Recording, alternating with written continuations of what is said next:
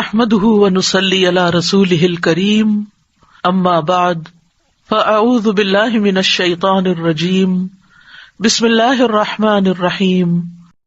اور روزہ نہ صرف یہ کہ انسان کو روحانی ترقی عطا کرتا ہے، تقویٰ دیتا ہے، بلکہ جسمانی طور پر بھی روزہ بہت مفید چیز ہے۔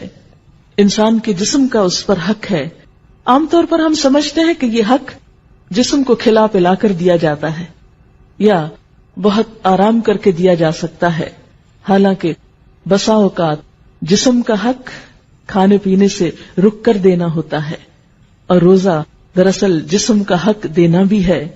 ہمارا معدہ دن میں سارا وقت کام کرتا ہے، ہم اسے چین نہیں لینے دیتے، کبھی کچھ کھا لیتے ہیں، کبھی پی لیتے ہیں، کبھی کچھ منہ میں ڈالتے ہیں، کبھی کچھ منہ میں ڈالتے ہیں، اس بیچارے کو آرام تو ملتا ہی نہیں۔ اور نہ صرف یہ کہ معدہ، بلکہ اس کے ساتھ جگر جیسی چیز جس کو غذا کے ہضم میں مدد دینے کے علاوہ 15 اور کام کرنے ہوتے ہیں۔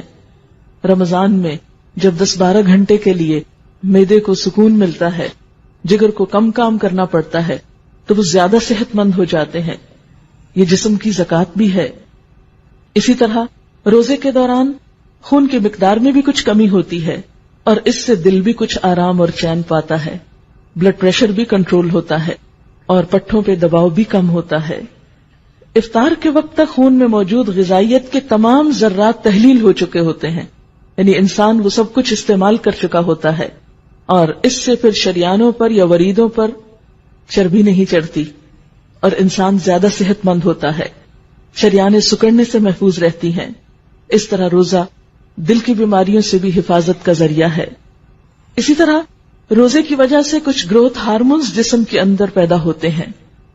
ریسرچ سے یہ بات سامنے آئی ہے کہ جو لوگ زیادہ روزے رکھتے ہیں ان کی سکن دیر تک اچھی رہتی ہے، وہ جھریوں سے محفوظ رہتے ہیں۔ یعنی بہت سے لوگ یہ سمجھتے ہیں کہ کھا پی کر زیادہ صحت مند چہرہ نظر آتا ہے، لیکن معاملہ اس کے برعکس ہے۔ خواتین تو خاص طور پر اپنے سکن کے معاملے میں بہت کانشیس ہوتی ہیں، ان سب کے لیے ایک اچھی ٹپ ہے، لیکن یاد رکھیے کہ ہمیں صرف اس جسمانی فائدے کے لیے روزہ نہیں رکھنا، اصل تو اللہ کی رضا کی خاطر اللہ کے لیے نیت کر کے رکھنا ہے۔ لیکن جب کوئی شخص اللہ کا ہو جاتا ہے، اللہ کے لیے کوئی کام کرتا ہے، تو ایسا نہیں ہوتا کہ دنیا کا فائدہ اس کو حاصل نہیں ہوتا۔ بندہ مومن کی تو بہرحال پرائرٹی آخرت ہے، دنیا تو دوسرے نمبر پر آتی ہے۔